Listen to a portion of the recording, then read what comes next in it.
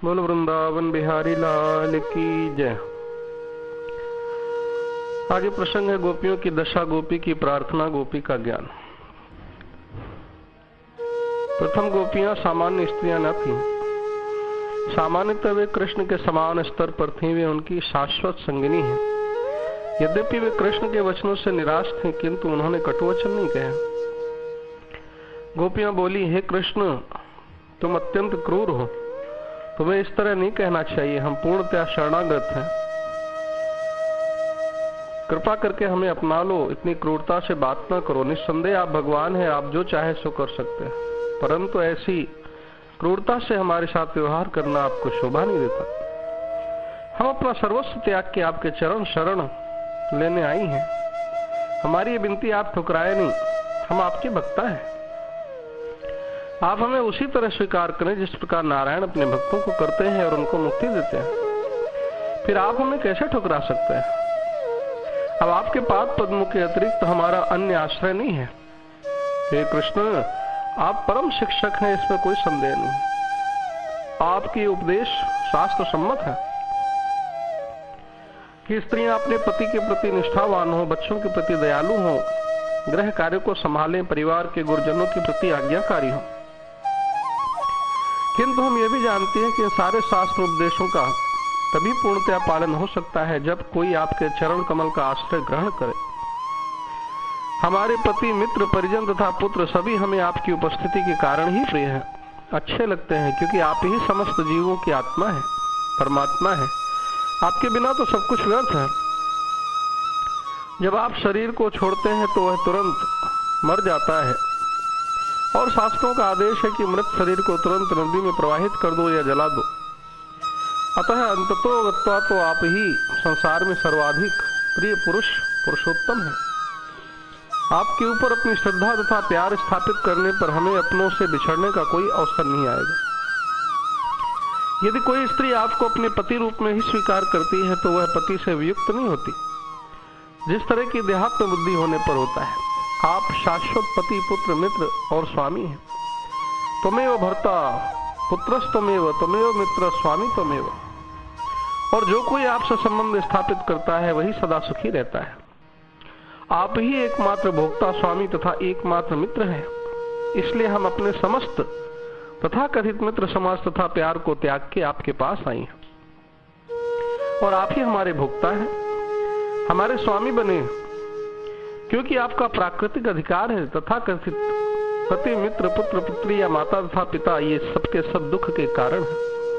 अतः हे स्वामी, हमारी प्रार्थना है कि आप पति रूप में पाने की हमारी चिर अभिलाषा को इस तरह तोड़े नहीं। हे कृष्ण, इसमें संदेह नहीं कि हम गृह कार्य में व्यस्त रहती थी, तो स्त्रियों के रूप में हम परम प्रसन्न थी, किंतु आपने हमारे हृदय को चुरा लिया। अब हमारा मन गृह कार्य में नहीं लगता, और आप हैं कि लगातार हमें घर जाने के लिए कह रहे हैं। यह अति उत्तम उपदेश है, किंतु दुर्भाग्यवश हम लाचार हैं। हमारे पांव में शक्ति नहीं रह गई कि आपके चरण कमलों को छोड़ के एक पग भी चल सके। अतः यदि आपके अनुरोध से हम घर लौट भी जाएं, तो वहां क्या कर सकेंगे? हम आपके बिना कुछ भी नहीं करने की शक्ति खो चुके हैं। अब हम अपना मन गृहस्थी कार्यों में न लगा के एक भिन्न प्रकार की काम वासना का अनुभव कर रही हैं, जिससे हमारे हृदय जल रहे हैं। अतः हे कृष्ण, हमारी प्रार्थना है कि आप अपनी सुंदर मुस्कान तथा अपने होठों से निसृत दिव्य वाणी से इस अग्नि को बुझा दें। यदि आप ऐसा नहीं करते तो हम वियोग अग्नि में जल जाएंगे और ध्यान के द्वारा तुम्हारे चरण कमलों को प्राप्त कर लेंगे। यदि आप कहते हैं कि हम घर लौट जाएं और हमारे पति हमारी इस काम वासना को तुष्ट कर सकेंगे, तो यह असंभव है, क्योंकि जब तक आप हमें नहीं मिले थे तब तक हम उनको पति परमेश्वर मान के सेवा, पूजा, काम वासना तुष्टि करते थे। मगर अब आप परमेश्वर प्रत्यक्ष मिल गए तो फोटो जैसे पति हमारी तुष्टि कैसे कर सकते हैं? वह तो आपका चित्र मात्र है। ये पता चलते हमने आपको पति रूप पाने का संकल्प किया, कात्यायनी व्रत किया, और आपने भी हमें वर दिया कि शरद पूनम को तुम्हारी इच्छा पूर्ण करूंगा। भूतकाल में भी आप हमारे स्तनों का स्पर्श कर चुके हैं, हमें आपसे दिव्य आनंद का स्वाद मिल चुका है। अतः हम अपनी वासना पूर्ति के लिए भी आपके अतिरिक्त अन्य किसी के पास जाने को उद्यत नहीं है। लक्ष्मी जी के चरण कमल देवता द्वारा सदैव आराधित है। वह लक्ष्मी आपके वक्षस्थल में विराजमान है। वह भी वक्षस्थल से नीचे उतर के तुलसी से आच्छादित आपके चरण कमल की सेवा पूजा करती हैं। उन चरण कमलों की धूलि में हमने खुद को बसा लिया। आप हमें ठुकराए नहीं, हम आपकी पूर्णतया शरणागत हैं। हे कृष्ण, आप हरि कहलाते हैं। आप समस्त जीवों के दुखों को नष्ट करते हैं, विशेषतया उन्हें जिन्होंने घर बार छोड़ के आपकी चरण शरण ग्रहण की है। हमने भी इसी आशा से अपने घर छोड़े हैं कि हम आपकी सेवा तन मन धन से कर सके। हमारी एक विनती है कि आप हमें अपनी दासी बना ले। हम आपके समक्ष सारे आभूषण तथा वस्त्रों से सुसज्जित होकर आई हैं, किंतु जब तक आप हमारा आलिंगन नहीं करते, हमारा श्रृंगार और सौंदर्य सब अपूर्ण है। 3 लोक में कौन ऐसी स्त्री होगी जो आपके सौंदर्य तथा आपकी दिव्य बंशी ध्वनि से रोमांचित न हो। 3 लोक में ऐसी कौन स्त्री नहीं जो एक बार आपके प्रति आकृष्ट होके अपने पातिव्रत पथ से डिग न जाए, क्योंकि आपका सौंदर्य इतना दिव्य है कि न केवल स्त्री तथा पुरुष अपितु गौवे पशु पक्षी यहाँ तक कि वृक्ष और लताएं फल फूल भी मोहित हो जाते हैं। तो हम जीवों का कहना क्या। जैसे नारायण देवताओं की रक्षा करते हैं, वैसे ही तुम भी ब्रजमंडल का भय और दुख मिटाने के लिए प्रकट हुए हो। और यह भी स्पष्ट है कि दीन दुखियों पर आपका बड़ा प्रेम और बड़ी कृपा है। हे प्रियतम, हम भी बड़ी दुखिनी हैं। तुम्हारे मिलन की आकांक्षा से हमारा हृदय वक्षस्थल जल रहा है। तुम अपनी इन दासियों के वक्षस्थल और सिर पर अपने कोमल कर कमल रख के इन्हें अपना लो, हमें जीवन दान दो। भगवान श्री कृष्ण सनकादि योगी और शिवादि योगेश्वर के भी ईश्वर हैं। जब उन्होंने गोपियों की व्यथा और व्याकुलता से भरी वाणी सुनी, तब उनका हृदय दया से भर आया। यद्यपि वे आत्माराम हैं, अपने आप में ही रमण करते हैं, उन्हें अपने अतिरिक्त और किसी भी बाह्य वस्तु की अपेक्षा नहीं है, फिर भी उन्होंने हंस के उनके साथ क्रीड़ा आरंभ की। भगवान कृष्ण ने अपनी भाव भंगिमा और चेष्टाओं से गोपियों को अपने अनुकूल कर दिया। फिर भी वे अपने स्वरूप में जो के त्यों एक रस स्थित रहते हैं, इसलिए अच्युत है। उनकी प्रेम भरी दिव्य चितवन से और उनके दर्शन के आनंद से गोपियों का मुख कमल प्रफुल्लित हो गया। वे उन्हें चारों ओर घेर के खड़ी हो गई। उस समय श्री कृष्ण की शोभा ऐसी हो गई मानो अपनी पत्नी तारिकाओं से धीरे धीरे चंद्रमा गिरा हो। गोपियां श्री कृष्ण के गुण लीला का गान करने लगी। श्री राधा ने श्री कृष्ण के चरण कमल का चिंतन करके सखियों के संग में दिव्य रास मंडल में प्रवेश किया। राधा को अपने समीप देख के श्री कृष्ण प्रसन्न हो गए। सती राधा श्री कृष्ण के सुंदर मुख को देख लज्जावश अपने मुख कमल को आंचल से ढांक दिया और मुस्कुराती हुई अपने सुध बुद्ध खो बैठे।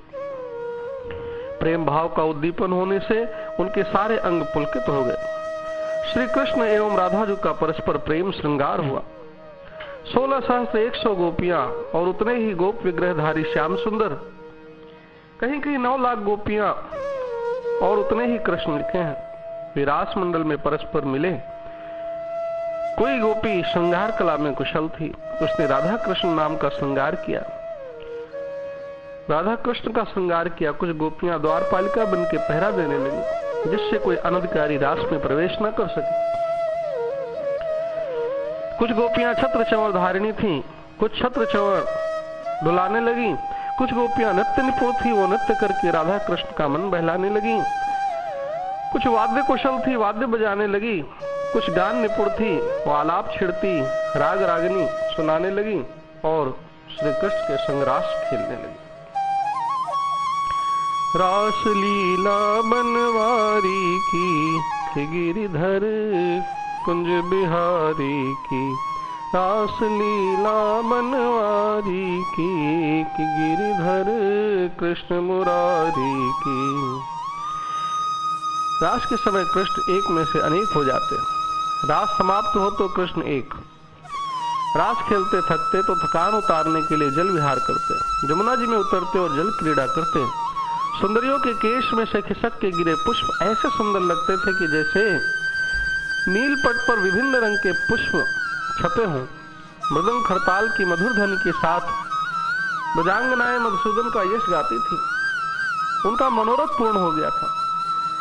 श्री कृष्ण ने उनकी सारी व्यथा हर ली थी। जल क्रीड़ा करके थके फिर वहां से निकल के नवीन वस्त्र धारण करके कौतूहल पूर्वक कर्पूर युक्त तांबूल ग्रहण करके रक्त में दर्पण में सबने अपना मुख देखा। तदंतर श्री कृष्ण राधिका तथा गोपियों के साथ नाना प्रकार की मधुर क्रीड़ाएं करते, गोपियों की इच्छा अनुसार 33 वनों में मधुर लीला करते भ्रमण करने लगे, उनका आलिंगन और चुंबन करने लगे। कृष्ण ने गोपियों का मुख देखा तो गोपियों के मुख की शोभा प्रसन्नता से 100 गुनी बढ़ गई। वे कभी स्वयं गाते और कभी कभी गोपियों के साथ साथ गाते। यमुना तट पर आनंद विहार करते हुए कभी वे गोपियों के वक्षस्थल या कमर को अपनी बाह में भर लेते, कभी एक दूसरे को चुटकी काटते, परिहास करते और एक दूसरे को परस्पर सुख देते हुए आनंद लूटने लगे। इस प्रकार श्री भगवान की कृपा पाके सारी गोपियां धन्य धन्य हुई, क्योंकि उन्होंने लेश मात्र संसारी विषयों जीवन के बिना उनके सानिध्य का आनंद उठाया। अर्थात कि काम लीला नहीं, निष्काम लीला थी। गर्ग संहिता के अनुसार श्री कृष्ण राधा के साथ हास विनोद करते हुए कुंजवन में विचर रहे थे। एक कुंज में प्रिया का सखियों का साथ छोड़ के तुरंत छिप गए, किंतु श्रीहरि की सुगंध से भंवरे आदि ने उसी कुंज में घुसना शुरू कर दिया। जब गोपियों ने यह दृश्य देखा तो उधर दौड़ी। वहां भगवान श्री कृष्ण चतुर्भुज नारायण स्वरूप बना के बैठे थे। गोपियों ने सोचा कोई देवता यहाँ बैठे हैं, उनके चरणों में नमस्कार किया। तब नारायण ने कहा वर मांगो। गोपियां कहती हैं हमारे श्याम सुंदर हमें शीघ्र मिल जाए। नारायण भगवान कहते तथास्तु। गोपियां आगे बढ़ी। अब राधा उस कुंज में पहुंची। उनके सामने कृष्ण अपना छल न छिपा सके, 2 हाथ शरीर में बैठ गए और राधा से गले मिले। फिर राधा छुपने लगी। जैसे श्री हरि वहां पहुंचे, वहां से राधा अन्य जगह छिप गई। फिर दोनों रासमंडल में प्रकट हो गए। फिर से नृत्य शुरू हुआ। जितनी गोपी उतने गिरधर बने। मदन मोहन की मुरली बाजे वृंदावन की रास में, राधा नाचे गोपी नाचे वृंदावन की रास में। मदन मोहन की मुरली बाजे वृंदावन की रास में। चंद्र सरोवर रास के बाद जल क्रीड़ा, फिर गोवर्धन पर श्रृंगार, फिर विहार और मधुर क्रीड़ा। बहुलावन में विहार करते सखी पसीने से भीग गई तो यहाँ श्री कृष्ण मेघ मल्हार गाया। तब इंद्र ने वर्षा की और पुनः श्रृंगार किया।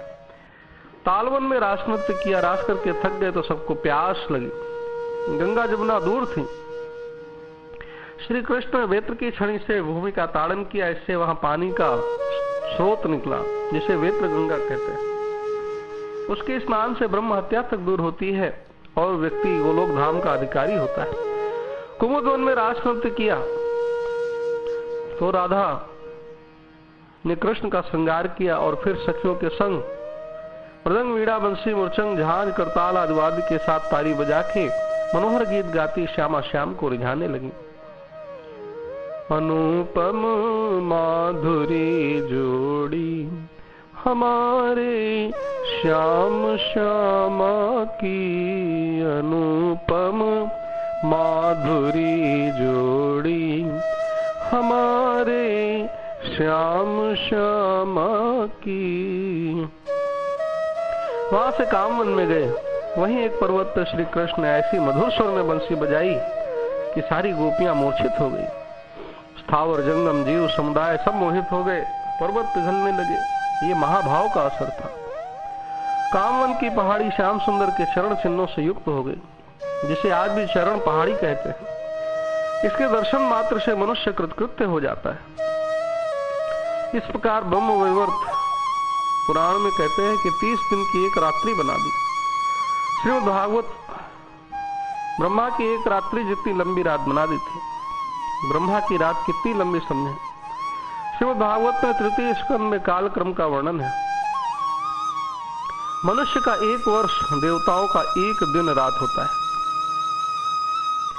सतयुग 4800 वर्ष का, त्रेता 3600 वर्ष का, द्वापर 2400 वर्ष का और कलयुग 1200 दिव्य वर्ष का होता है। मनुष्य का 1 वर्ष देवताओं का 1 दिन और देवताओं का 1 वर्ष मनुष्यों के 3600 वर्ष। त्रिलोकी के बाहर महलोक में ब्रह्मलोक पर्यंत यहाँ की 1 सहस्त्र चतुर्युगी का 1 दिन होता है और इतनी ही बड़ी रात होती है जिससे जगत कर्ता ब्रह्मा शयन करते हैं। 1 दिन में 1 कल्प में 14 मनु होते हैं। प्रत्येक मनु 71 चतुर्युगी से कुछ अधिक काल तक अपना अधिकार भोगते हैं।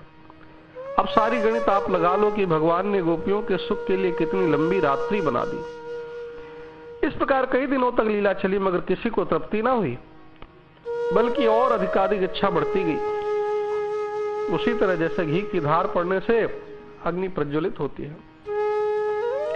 उद्धार शिरोमणि सर्वव्यापक भगवान श्री कृष्ण ने जब इस प्रकार गोपियों का सम्मान किया तब गोपियों में अपने सौभाग्य से मद हो गया कि परब्रह्म परमात्मा श्री कृष्ण से हम सानिध्य का हमने सुयोग्य पाया।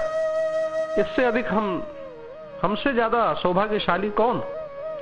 संसार की समस्त स्त्रियों में हम ही श्रेष्ठ हैं। इससे वे कुछ मानवती हो गई। जब भगवान ने देखा इन्हें अपने सुहाग का कुछ गर्व, सौभाग्य का गर्व हो गया है तो मान करने लगी।